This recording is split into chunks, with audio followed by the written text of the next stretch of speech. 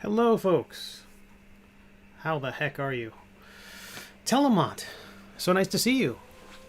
So we're going to go live today. I think this should work. What's the worst that could possibly happen? I think I had a few other things set up here. Of course, my computer was giving me trouble up until the moment. We're going to go live at 12:15. For folks who don't know, this is for this project, the Prayer's Handbook. Hey, I'm pointing the right way. It is for the metadomain cleric. It's an idea that's about a year old in my head. It was around the holidays last year where I was thinking about a friend of mine had trouble with the idea of a spiritual cleric. They had trouble playing a character who was spiritual because in D&D a lot of it is clerics are just a matter of course.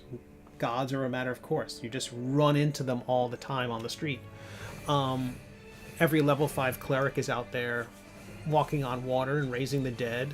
And so it was weird for a very pragmatic friend of mine to wrap their head around the class. And I was thinking about what is that thing? What is that faith in D&D? David, how are you? Gods on the street is my... and what is it about... let me share...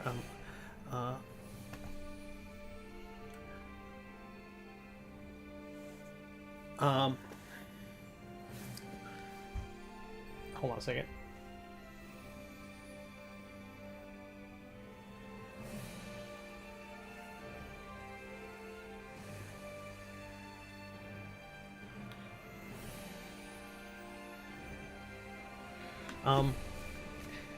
So it was the idea that they had these character classes, like a character class that would actually have to have something that was sort of like, you'd have to put faith in it. You'd have to have not the proof, that you have to take the leap of faith. And so what could that possibly be? At the same time, I was thinking about how maybe Clash of the Titans, how the gods were moving characters like chess pieces on the board, and how very similar to that experience, we are around our tables, and how we're moving pieces around. And so we're the Titans, we're the gods. And then it was a cleric who worships those gods, who worships us. And how do you do that? How do you balance that in a way that doesn't break the game? And that's the big problem, is because it'd be so easy for this character just to be, to break the game, just to break it. Like it's calling attention to the game is a weird thing. Although Deadpool gets away with it, Abed Nadir from Community gets away with it, Neo from The Matrix. They're all different levels of that kind of seeing through the veil. But I think the main part had to be that the characters around them, the other characters you play with, are think you're cuckoo, think you're cuckoo bananas. So you're equating heresy with healing. No, the cleric part of it. The cleric part is actually more like if this person is maybe like Murdoch from the A-Team. If they're so kooky and they're so weird, why do you have them at all? Like Deadpool, why do you even have this guy on your team? Because he's effective. And so the idea being that most people want few people want to play the cleric. Few people want to play the healer. People want to usually play the DPS, the damage dealer, or the tank, or the hero in some way. Not the person who's a support character. I always play support characters. And so this is it's a pretty effective healer, but it's also kind of like, you put up with it because you need them. You needed Murdoch to fly the plane. Oh boy, things are lighting up and nothing's even launched yet. But we're going to launch shortly here. Everything has been set and approved. Everything kind of, my computer was giving me all sorts of trouble this week, and so it slowed down a lot of my pre-production, a lot of stuff I would normally do, like email my mailing list. That's the most basic thing in the world. I don't like to mail them too much. It seems like I'm pestering people or filling up their spam folders.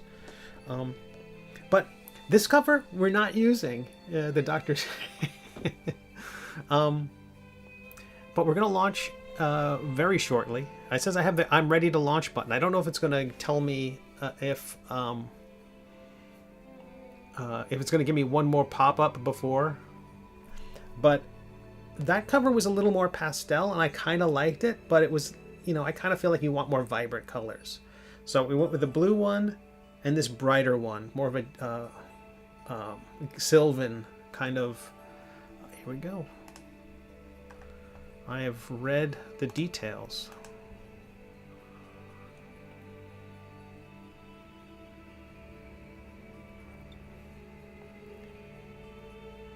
And the project is live. The project is live at prayershandbook.com. This is the weirdest one I've done.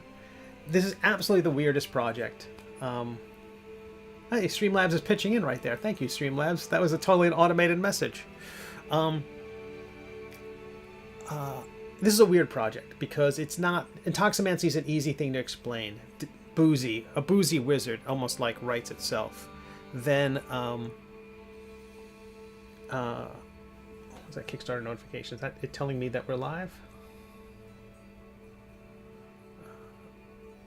Who knows? We got a pledge. We got 2 pledges. Okay, we're done. That's all we needed. Didn't need more than that. So that's fantastic. Boozy wizard subclass, it's easy to kind of wrap your head around. Card throwing rogues, again, real easy. People automatically said things like Gambit. But this one's weirder in that it is, it's a cleric. I think it's a less popular class. I think if I were chasing money, I'd be making things like rogues. I'd be making things like fighters and stuff like that. I don't have any plans to do a fighter subclass just yet, although I've been thinking about it in the context of Sir Quimp from the Middle Age.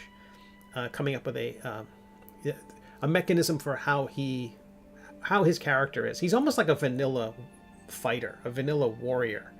I'm not sure if I want to make the vanilla subdomain, but he's very much a kind of basic fighter. So I was thinking about that.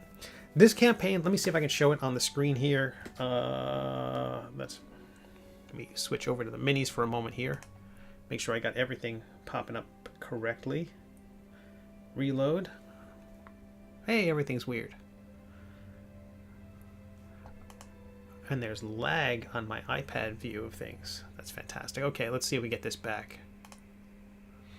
All right, so here's the campaign so far.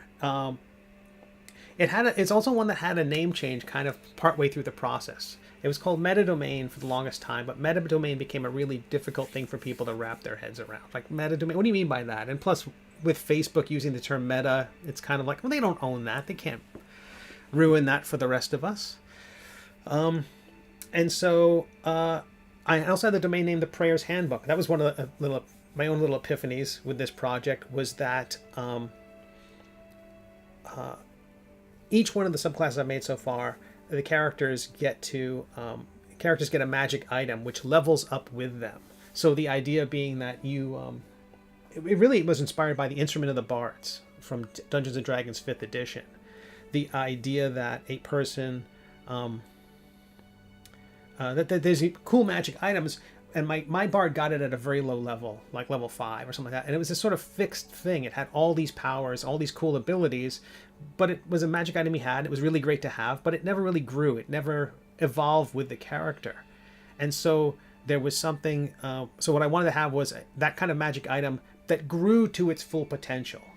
That I thought it was too overpowered for level 5, but it'd be great for level 15. So maybe if those powers were doled out along the way. And so that was the inspiration for the Intoximancer's Flagon. And then I rolled that into the death-dealing deck of cards. And now it's part of the Prayer's Handbook. And that's just a fun, simple play on words. Evoking the Player's Handbook. Again, meta. All that stuff fed together to make this. But the Prayer's Handbook is such a good title for a domain name, but then also for the name of the project. So it's still called Metadomain. I'm still kind of keeping the above the fold description. You see the text at the top says Metadomain, a fourth wall bending cleric subclass for 5e. Trying to keep that going. Clerics who think this all might be a game is kind of the tagline.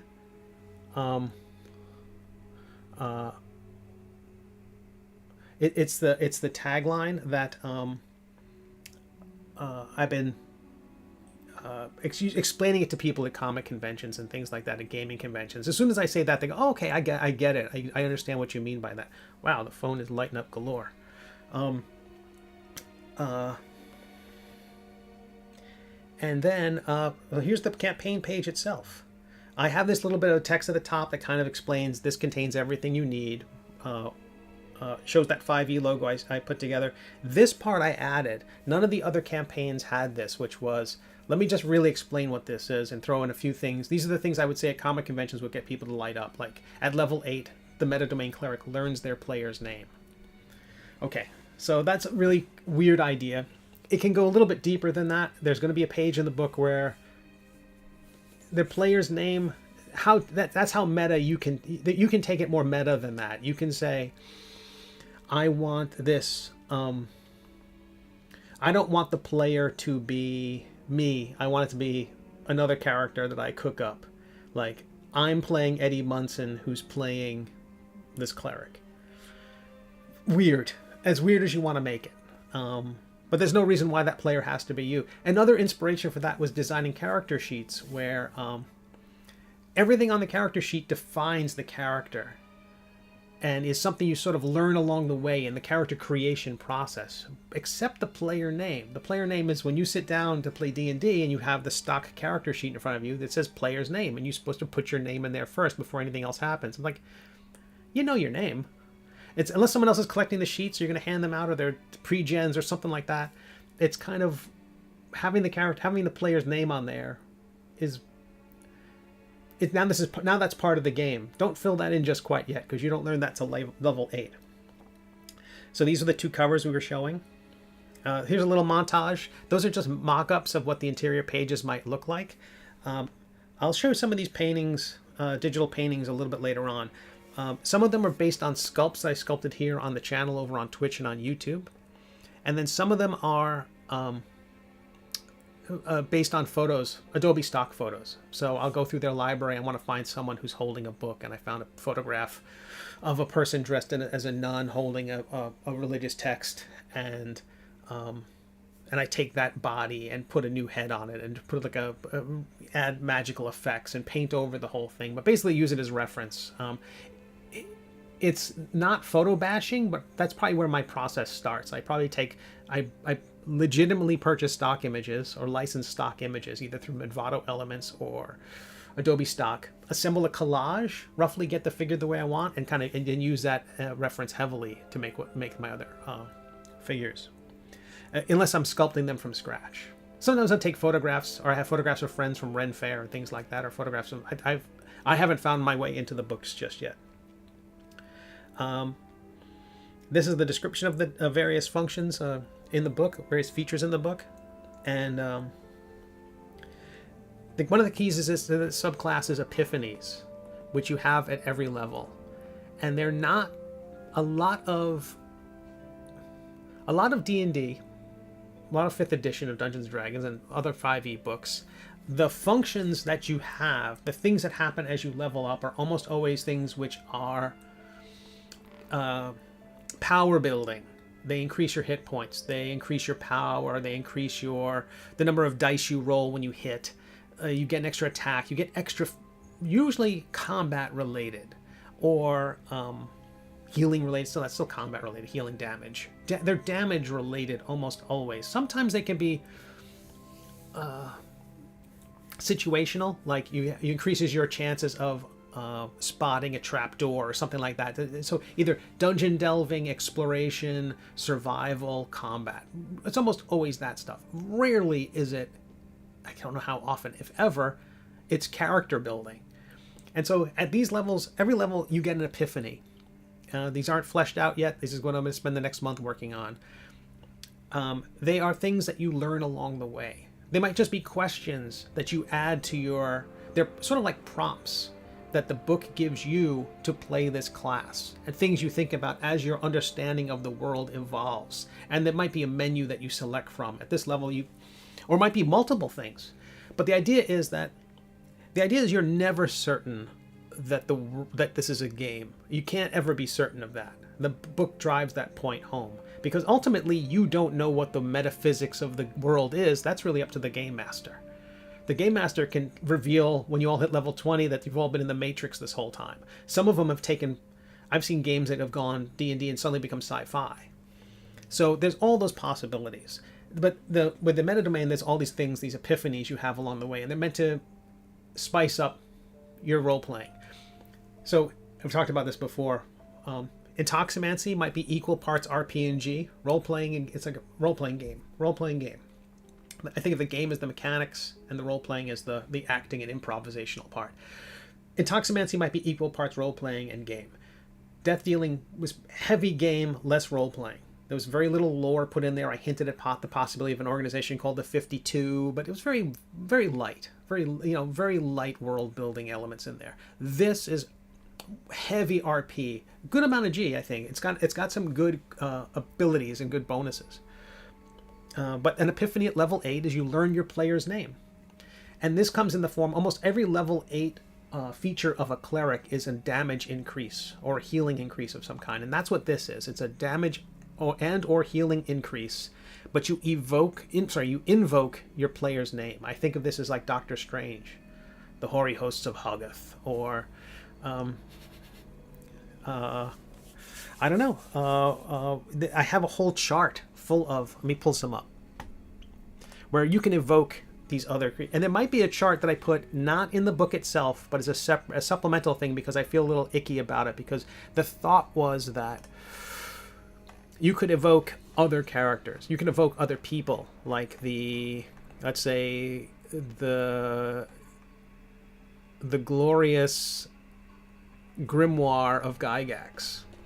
You could pull in. I have a whole bunch of currently a list called royalty, and it's got Anderson and Arneson and Brom and Bell and Bakshi and Caldwell and Carr and Crawford and Colville.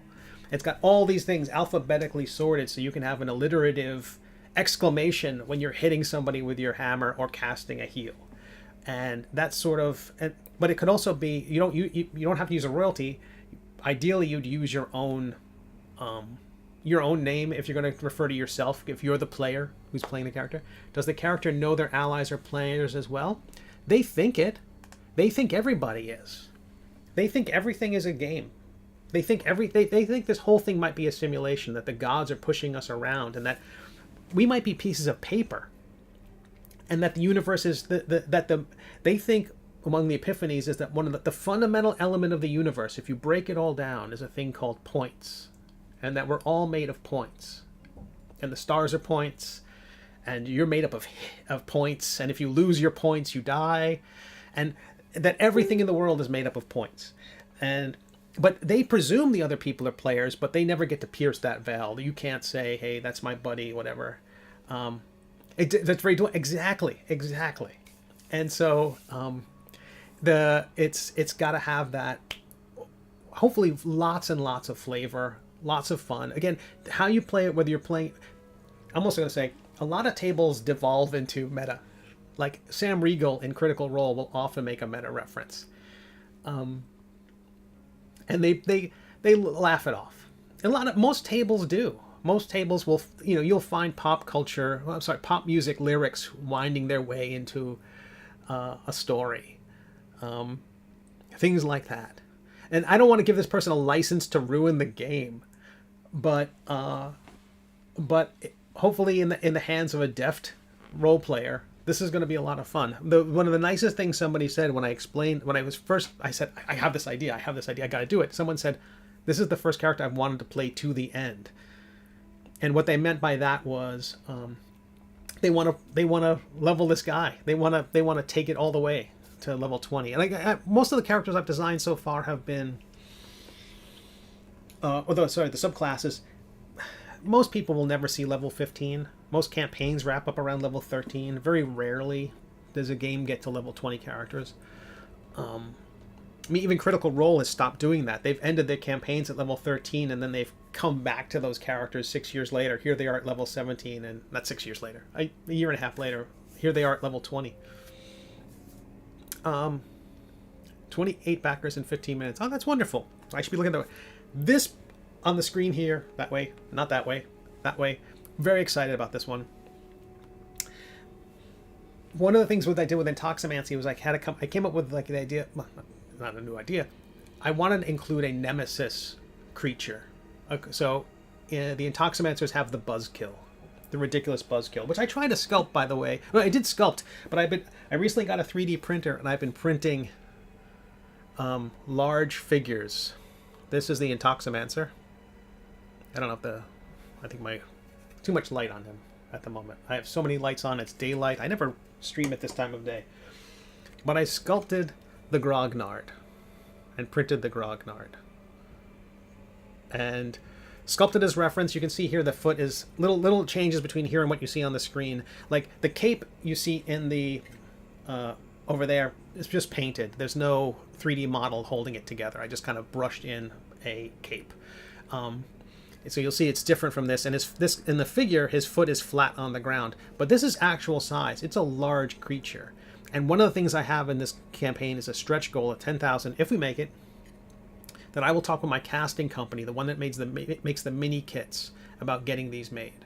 Like, I can print these off of my printer. They're fine. The quality's okay, but you can see the lines, and there's little things. The company I use, Trenchworks, who is binding those huge... Oh, that reminds me of another 3D print thing I have to share with everybody in a little bit.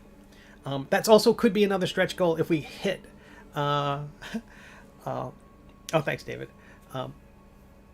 There's another... okay, if we get there, who knows if we'll ever get there. But I was thinking at some point at 15K or so, if we get there, at the very least I can release a stretch goal STL file for printing a very large hinged box that would look like the Prayer's Handbook. And it would be large enough to put the zines in it. I just tried to scroll up on my iPad on the screen here. So here are the various reward levels. But I printed a test of the spine. I sculpted the hinge. And again, the lighting is too much here. And the first filament I received was this beige filament, so that's not helping anybody. Turn off the lights a little bit if I can. But it's hinged. It's hinged with a pin. I don't know what I'm doing when it comes to sculpting. This is the first mechanical thing I've sculpted. This is what I did on Thanksgiving. So it's a hinge. 3D printed these pieces just to test if the hinge would work. And it does. So there will be a hinged box, not printed this color. And I can make those available that I can run off on my new 3D printer. The idea would be that the metal bits would hopefully be gray, and the book bits would be a different color. I have no idea. It'll probably take 2 days to print one of them because they're so large and they barely fit on the bed, on the print bed. Anyway, various levels. Among the things is the Grognard t-shirt. So the Grognard was a big deal. I love this character. This was the antithesis of the metadomain cleric. Grognard's a term that's commonly thrown around in role-playing games and the gaming world. It refers to, if Zebashu is to be corrected, over 1/3 of the way to fun. Oh, that's fantastic. That's fantastic. I really appreciate it, everybody. You are all amazing. And so the Grognard was a French term. Apparently these were people in the ranks of Napoleon. Check out Zebashu's video. It's fantastic. I haven't double-checked his historical references, but he hasn't let me down yet.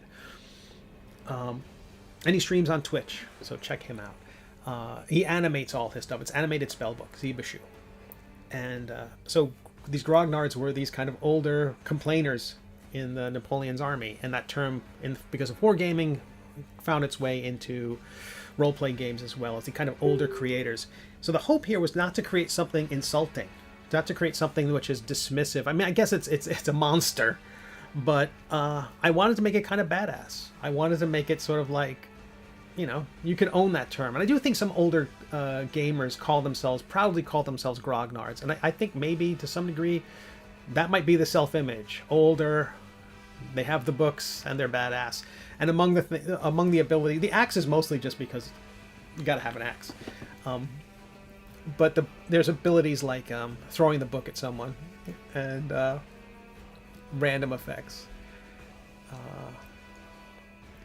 Quinn says, just a suggestion, you can pick up metal nails that look okay for reasonable prices at hardware stores. Might be less time consuming than print and more rugged for opening closing. But that's a good idea. That's a good idea. I have no idea how this would hold together. This is done with PLA. I think currently I might have made a lot of the walls too thick. But I don't want to cheapen it because I really want the thing to hold together. But I'm going to make one before I even consider trying to make these for anybody else. And also one of the things I was thinking was that the back would be flat, because the idea is that the cavity for this thing, I could show people. Oh, we'll get there. We'll get there. The cavity in there, I think about putting felt at the bottom of it so it can function as a dice tray. So it can hold your books and you can roll your dice in it. And then the cover, I'm thinking about embossing different things on it. Basically taking the 3D models I've made and flattening them, and then applying them or having them come through the surface, Han Solo carbonite style. So you can have the meta-domain cleric, or the Intoximancer, or one of the death-dealing rogues, or the Grognard on the front of the box. So a bunch of tiers. This is the craziest tier. Because it was mostly, I have to assemble a picture with everything I've made so far. The prayers, and so these are a culmination of the last few campaigns minus the stickers. What I did not include in this image and didn't include in this tier were things like the middle age books, my graphic novels, which I usually include in some tier or another. But this box is getting big enough. This is the only place to get the card decks right now. I don't have them. They are available on my personal website at steveconley.com/shop, but I did not include them here because if this going back to press on those is very expensive, and I almost want to do a whole new campaign just for the card decks and fancy boxes. So if people want to get a fancy box, they can order just the box. But I was looking into it. I've gotten 2 requests so far, and it's vexed me a little bit. Like, why didn't I make boxes for them? And I looked up the prices, and I'm like, that's why I didn't make boxes for them. Because I charged, the original campaign charged a certain price for them, and it would have increased it too much. I don't know if anybody would have wanted it.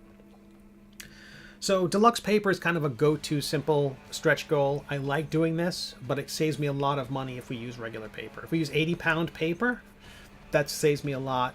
But I'm hoping we hit this goal, and it'll be 100-pound paper, which is way better, and would match the other books. I'm assuming we'll get there. And the same thing with the deluxe cover with the spot UV, and the magic items will increase the thickness of the book. So the first 3 stretch goals are things which I'm thinking we want to do if the budget allows it. And what they do is they make the books better. That's big. They're not bonus stuff. And after that, we get to the bonus stuff. An extra sticker, the Prayer's Handbook sticker, and then the Grognard mini. We talked about that. This will be available not as a bonus to everybody, but as an unlocked stretch goal once I get a quote from the printer. If it looks like we're closing in on 10K, I'll talk to the casting company about getting a quote for getting these made. There's a big cost for the setup, and then the cost per unit isn't cheap, and shipping them to me isn't cheap either. So, but I also make the STL available. The STL will probably be available to my Patreon supporters this week. And they just get it for free. They get it. And this is the Grognard t-shirt. Beware the Grognard. And this is only for the campaign. I've over-ordered t-shirts, and I don't want to do that again. So I want to make enough. I'll make a few extras in case something gets lost in the mail. I'll make a couple extra mediums for myself, and we'll call it a day. But I'm not in the t-shirt business. This is the latest version of the Meta-Domain Cleric. And yes, I put a lot of D20s on there. Probably too many. This got one on the bracelet. There's the pendant. There's the clasp holding the capelet together. There's the mace. That's a magic item that will be in the book. And then there's a D20 on the Prayer's Handbook that they're carrying. And then here are all the various add-ons that people can add to their orders. Details, stuff about the jerk who's making this thing. I did include the Any Award logo. That hideous guy. Everyone's going to get a copy of my book. Middle Age Volume 1, the PDF. You can catch me streaming here. And then shipping notifications, which is the main thing. The main wrinkle with all of this stuff is people in international backers. The book arrives in the mail. And they don't get notified of it or something like that. And it sits in customs waiting for them to pay the tariff.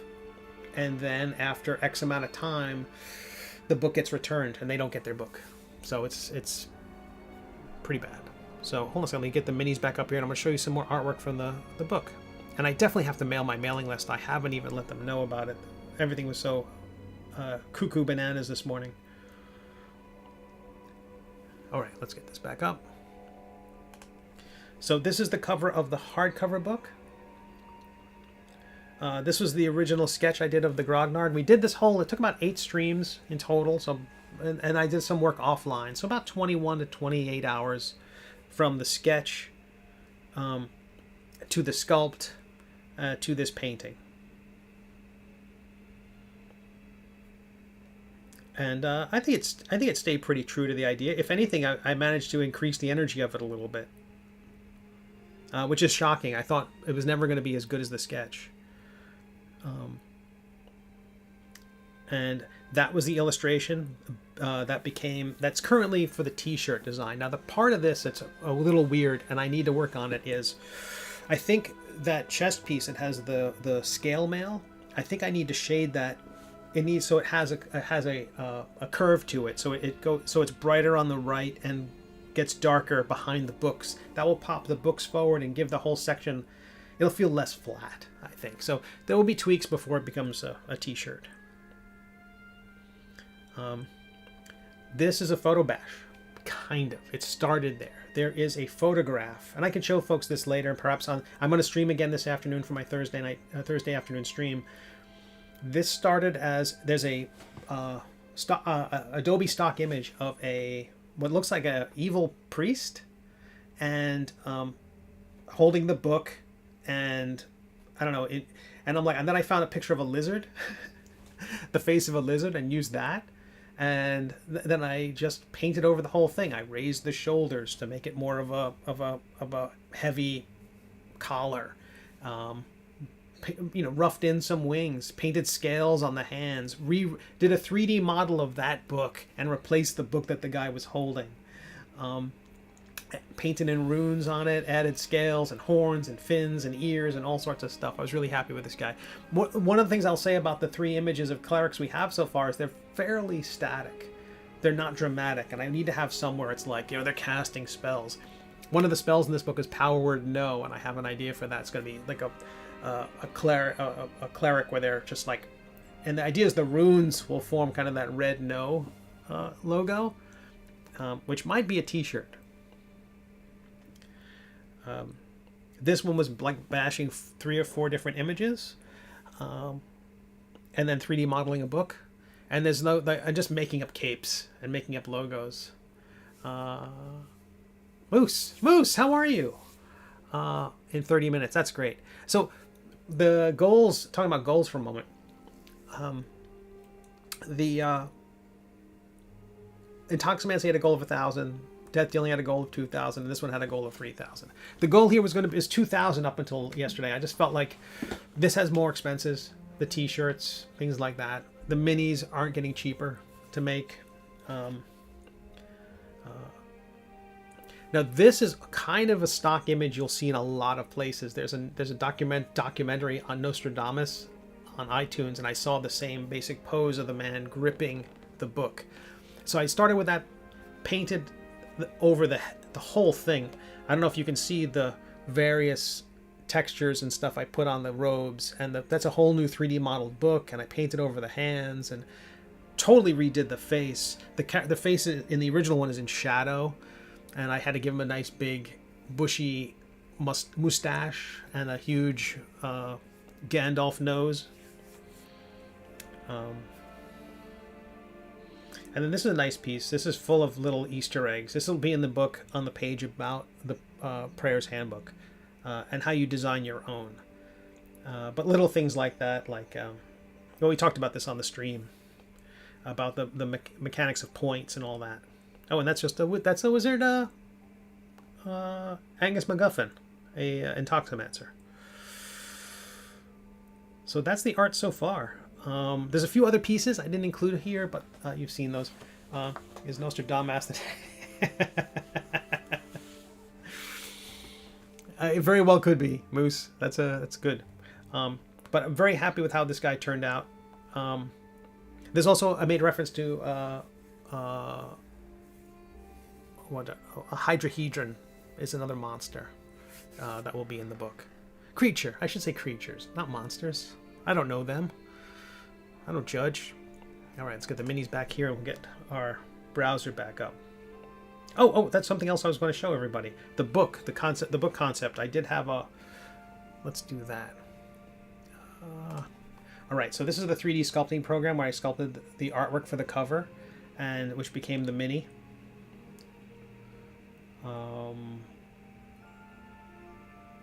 Where are you? This is on the cover as well. This helmet was referenced that you'll see leaning against a tree. It's absolutely a nod to Warduke. Tim Truman designed that character for D&D back in the day. That has bat-wing ears on it. I gave it feathers, and then I 3D printed one. I'll be 3D printing a few more. There's some little imperfections in the model, so it was fine for a small little guy like this. But I'll be making a larger one, and you might see it behind me next week. What I will say about the new printer I got, very loud. It's hard for me to work in here with that thing ka-chunk, ka-chunk, and the fan blowing. And ugh. I need my quiet time. All right, let's open up the Grognard, the mighty Grognard. This might crash.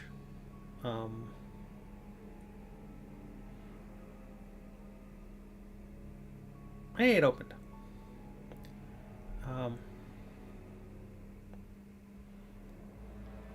So I think this held up pretty well compared to what the sketch was initially. You can see from this version, the foot is planted flat on the ground, so it'll print. So it prints in a more stable fashion. It's really important that these things be able to stand. The base helps a lot, but also in the past, I've included the middle age on these, and it prints fine at this size. But when I printed a mini with that, it's a nightmare. I don't know why I'm doing it to everybody. I might, from the 1-inch bases, I might take the middle age off of that. I like having that little bit of branding on there, but it's a bear to print. But I think he turned out all right. I think he turned out great. I learned a lot while making this one, and I'm very happy with how it came together. Let's open up our ball. Let's hope that's supposed to be a palette cleanser to let me open up other things. I was going to show you the book. So this was the test of the book, for a very early version of it. I've got a group of the cover. Do I? There we go. And I think I've built the hinge properly. So the idea is I can 3D print this, as I have with this kind of prototype of the hinge mechanism. And then inside, there'll be room for the zines. So these would fit perfectly inside that, into that shape, into that well. And then inside there, it will be a felt piece. Glue down I'm going to glue down a piece of felt so you can roll dice in there, and it will function as a dice tray. But everything so far, all the books are designed to match one another, so that they'll all be fine on the shelf. So far, I haven't put the picture of the character class there, so I think the Grognard is going to get the spine placement on the book. I almost wish I'd made Grognard the cover, because it turned out so well. All right, let's get back to spinning minis. The next Kickstarter launches soon. That graphic's out of date. I am reloading.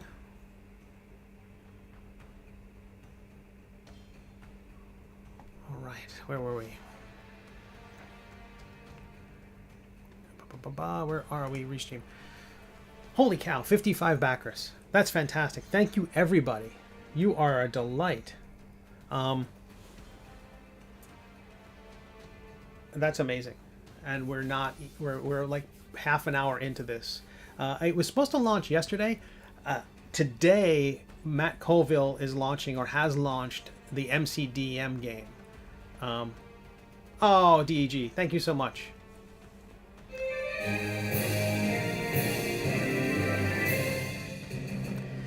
I know that music's loud. I apologize. I will fix it. Someday. I'll figure out how. But the campaign's going great so far. But MCDM launched his game today. I didn't know about that. This was supposed to launch yesterday, but I just needed extra time. I was working on a video for the top of the for the cover image. Like, it's good to have a video on your Kickstarters, and I was working on one, and I just didn't like. David is awake. He's made an appearance. He has made an appearance.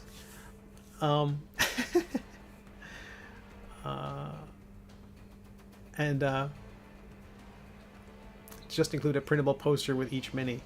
I think that's probably true. I think having multiple versions of it might also be a thing, where here's a version without the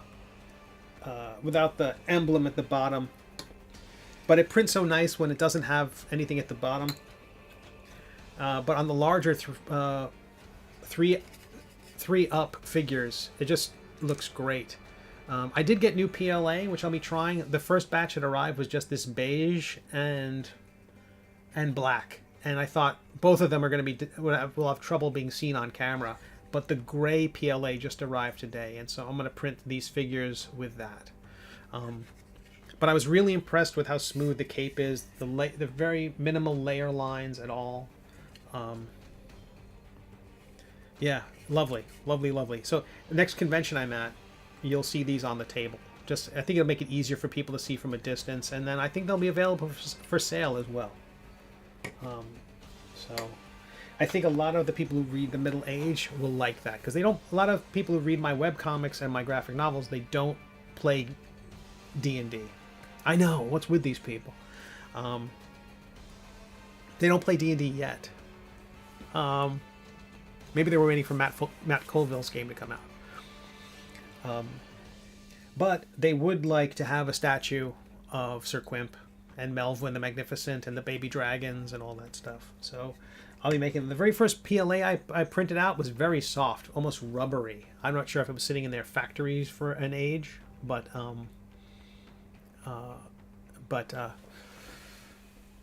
they turned out all right. These are little guys I printed. Let me see if I can control my camera and get this to show up. Advanced.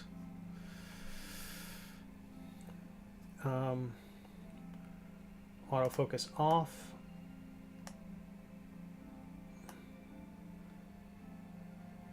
Now, if you've seen the mini kits, you know that they're the detail is much higher on the mini kits. But given that this is a 3D print, you can see some little fibers, little stringing there. I didn't clean them up yet. These are just like right out of the printer.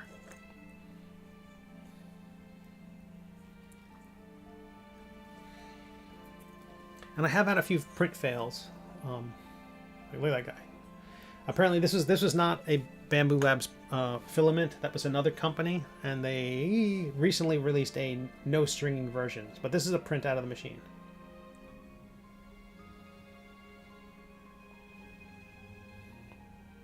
And so the kits people will get. This is the STL people will be able to purchase if we unlock it. I presume. I'm thinking we will. But these kits will be made available as well, and people will be able to order this large figure. And then this was the jumbo one I printed.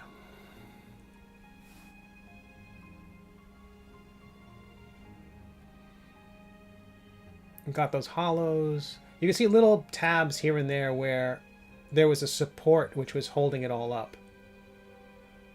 But the runes on the book.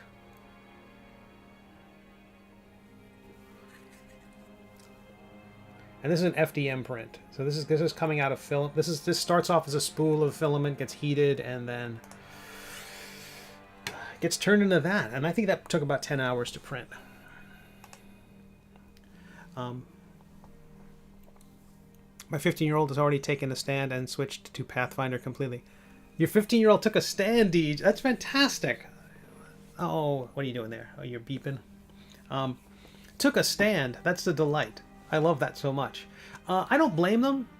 But there's also Tales of the Valiant, which is 5e. And I know a lot of, when I was at Gamehole Con, somebody said was that, oh, if this was for Pathfinder, I'd absolutely play it. So we'll run this until about 1:15, and then I'm going to go offline. Anyone who's on my mailing list will get an email from me saying, hey, my Kickstarter started, because I didn't even email them this morning yet. So we haven't even told my mailing list. So fingers crossed that those people, and the folks who are just waking up on the West Coast, I really appreciate it. But I'm going to email my mailing list, and then I'll be back here at 4 o'clock for today's stream, where we'll talk about the Kickstarter some more, and we'll work on some other stuff. The hope is to have this turned around very quickly. This campaign doesn't end. It goes through the holidays. This is not ideal. It was not the best time in the world to do a...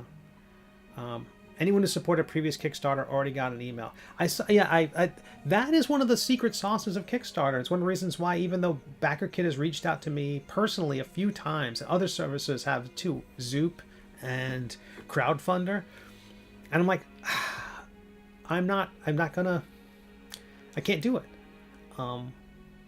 because there is a social media element to this. There's kind of a viral element to it where, hey, support this new thing that Steve's doing, even if it's weird and about clerics. Not everybody's favorite D&D class. So I don't know, and I haven't done much promotion of it yet. I mean, I've had the page up for an age. I've had the preview coming soon page, and as of when we launched, 271 people were queued up to be reminded. So there are some folks who want to be there on day one. The big day one helps so much. Thank you everyone who's, all 60 of you so far, and all the folks who are thinking about doing it today and tomorrow. It means the world, because that's the sort of thing that really tells a lot of other people. Because not only do you get an email that, hey, Steve is just, you've backed something from Steve in the past. Oh, that's so nice. I really appreciate that. Soft Insanity. The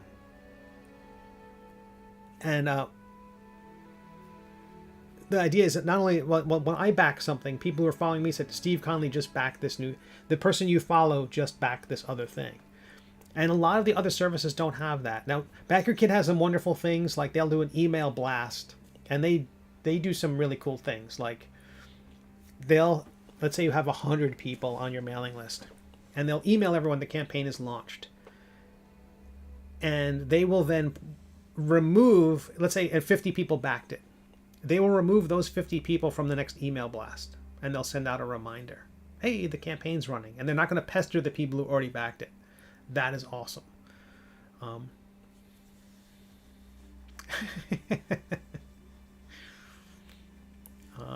Moose says, I am weird.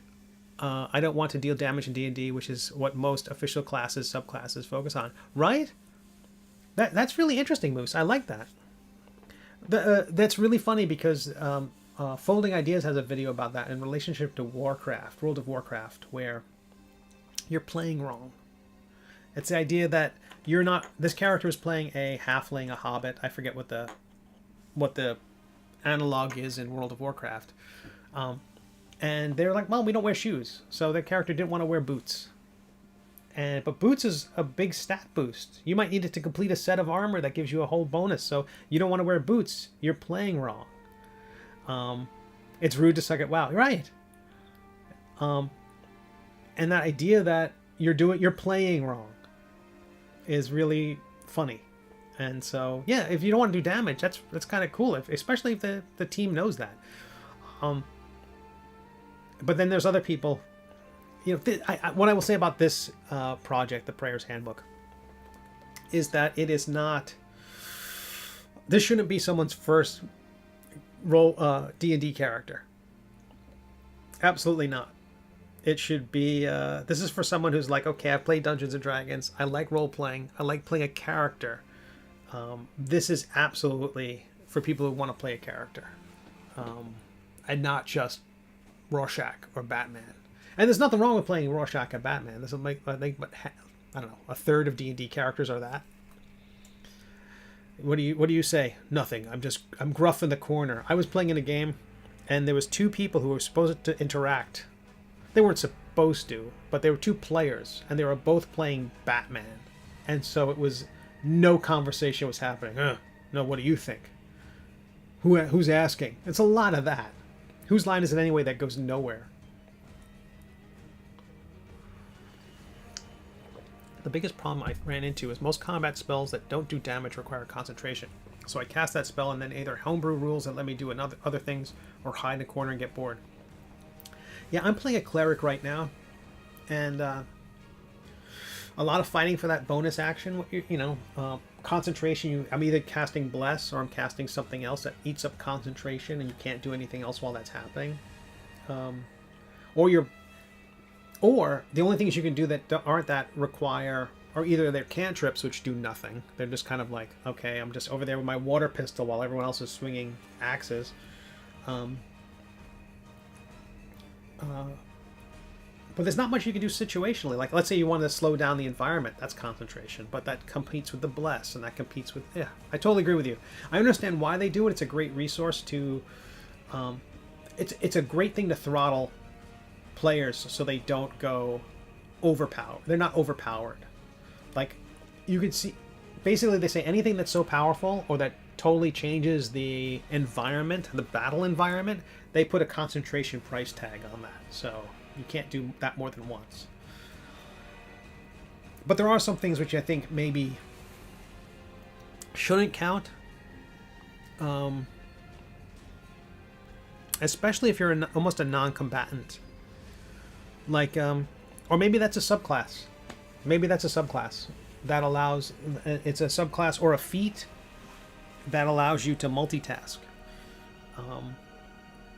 So you can fly and cast Bless at the same time, or you can be invisible and cast Bless at the same time.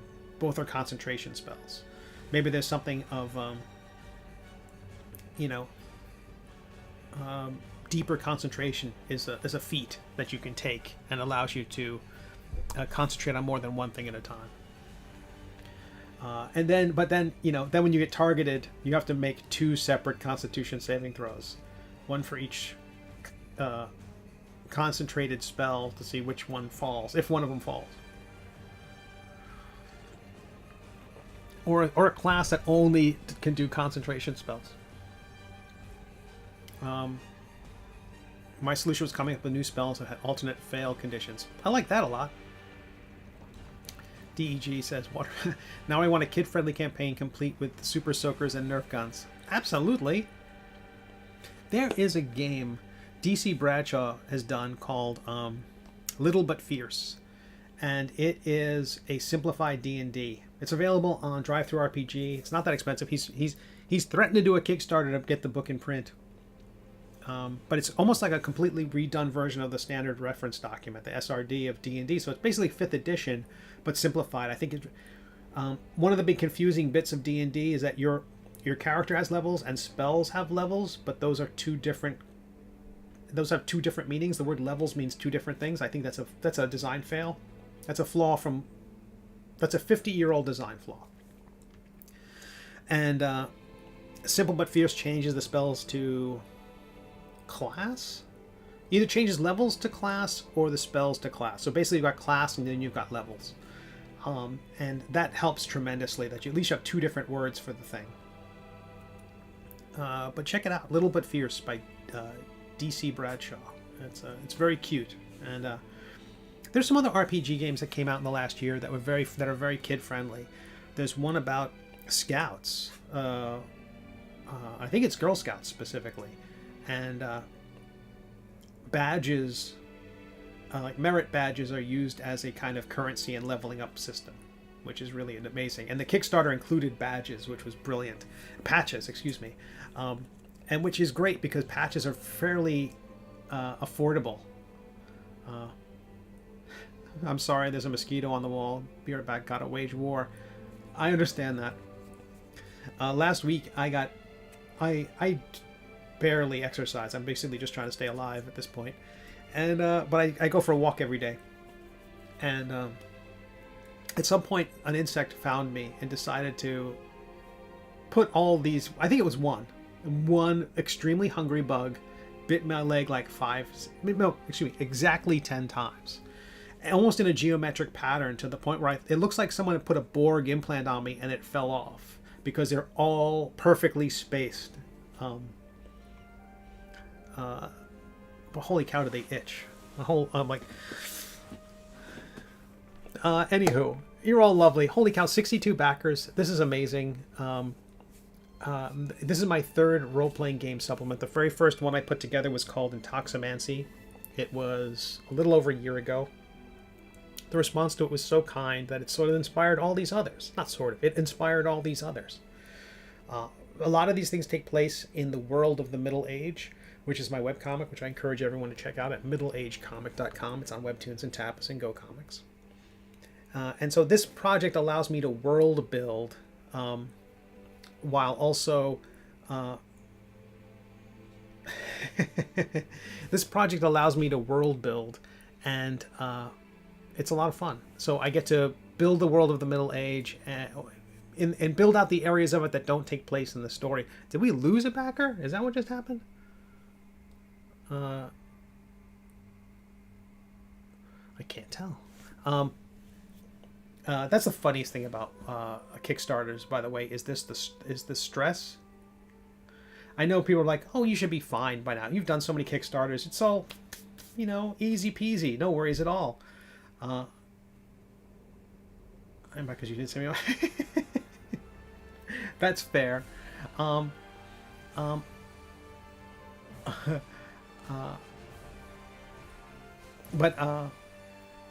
I'm yeah, these things are very stressful.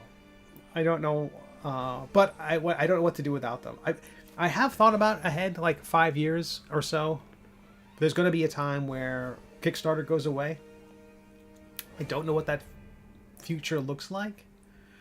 And people are like, oh, no, it's an institution. It can't go anywhere. It's going to be like, that's what they said about every institution. I worked in newspapers.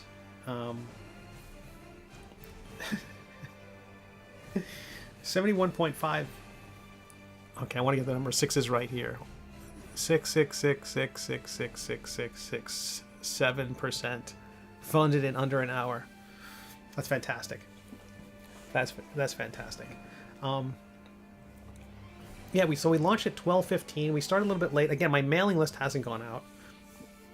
I'll be doing that once we log off here at about 1:15. Thank you everyone who showed up here. I've been streaming this to both Twitch and to the YouTubes, so I still may try to put a trailer together, a video trailer. I've made a lot of headway with it, like in terms of breaking the character out onto layers. That cover image of the book, I separated the figure onto layers. The icosahedrons are floating there and they're flickering, and I put all the icosahedrons, not all of them, most of them are grouped onto separate layers so their flickers aren't identical. I hate that. Like sometimes you're watching a lo-fi video on YouTube and it's like you see the flickering are all happening at the same time, so it's like they're pulsing, and it's not the effect I was going for. So they're all flickering independently and scaling back, and but I found like it wasn't telling the story.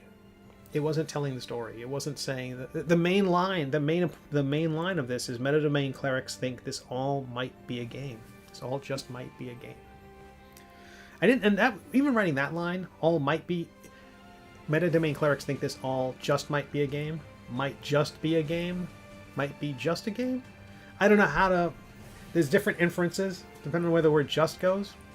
I also had a note in here in an early demo. We talk about level 8, the character learns their player's name. At level 20, they learn the Dungeon Master's name. Dungeon Masters think this is a game. I just like the word just. I just like the word just. Unless when it's pointed at me. Hey, can you just do this project? At level 20, they learn the Game Master's name. I took that out.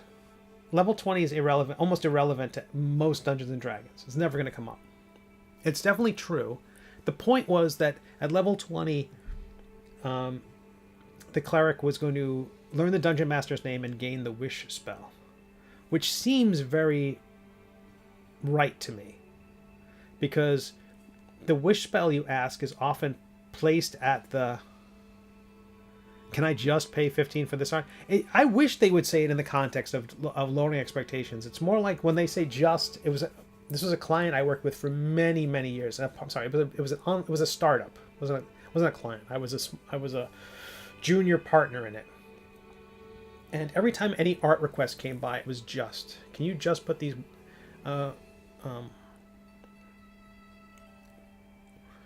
they just needed some artwork. They would just need a few graphics. They would just need this book designed. People would mean just in terms of, this is the last piece we need in the overall process, but it was a very diminishing term to just do it, because it was like because also that phrase "just do it," you could just do it, barely do it, I did it, I just need that, exactly, Moose. Your 15-year-old's been searching for the mosquito for days. I'm here. That's a Pathfinder. If they were playing 5e, they would have caught it by now. But the idea at level 20, you gain the wish spell. But there's also a level 17 ability that some clerics get where they can, I think it might be life, where they get to pick any spell that's level 7, 8, or 9 at level 17. And if you're going to pick a 9th level spell, you're going to pick wish. But to me, knowing the Game Master's name and gaining the wish spell makes sense, because the Game Master is often the delimiter on whether the wish spell will work or not. Even the spell's description says, talk to your dungeon master, see if they'll let you get away with it. I'm paraphrasing. $2,208. 65 backers in about an hour. Holy Hannah. This is a spectacular first day, and we're only an hour into it. Talk about Kickstarters a little bit for people who ever want to do their own. Some of the things I do is I launch them on a Tuesday, Wednesday, or Thursday. Ideally on a Wednesday. I like having the middle of the week. I like having because like the first 24 hours is going to end on a Friday, and people are busy on Fridays. I like a Wednesday. People read emails on Tuesdays, Wednesdays, and Thursdays more than any other day of the week, because Monday they're swamped with emails from the weekend. Fridays they don't care about anything but the weekend. On the weekend they're not paying attention to their devices. I think it might be different in the gaming space. A lot of the email studies I've seen have a lot to do with business. So, an important business email, which that's contradictory. But I like having it on Wednesday, and then it's going to end on Thursday in 28 days at, so in 4 weeks, it'll end 10 o'clock at night. I think 10:15 p.m. Nice evening time. One of the things that Kickstarter will do is they will send out emails, automatic emails before the end of the campaign. So folks who have asked to be reminded, and so far there was 270 people or so were asked to be notified when it was going to go, to be notified on the campaign's launch. Those folks, if they haven't backed the campaign, will be sent a reminder. I think it's 8 hours ahead and 24 hours ahead. So having it end at a good prime time is makes a lot of sense. I'm checking one more beepy thing on my phone here.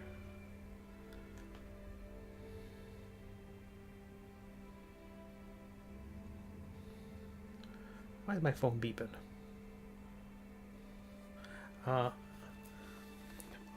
But thank you all so much for being so awesome. We've done 1 hour. We're almost there. I'll be checking back in here on Twitch at 4 o'clock East Coast time. So you'll see me in about, what is that? I can do math. 2 hours and 45 minutes. I'll be back here on Twitch and on the YouTubes.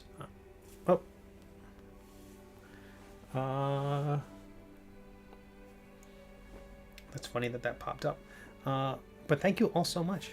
You're lovely. You're delightful. I really appreciate it. Appreciate you all being here. If you're on my mailing list, you're going to get an email in the next half hour or so with me just saying, hey, the campaign's live.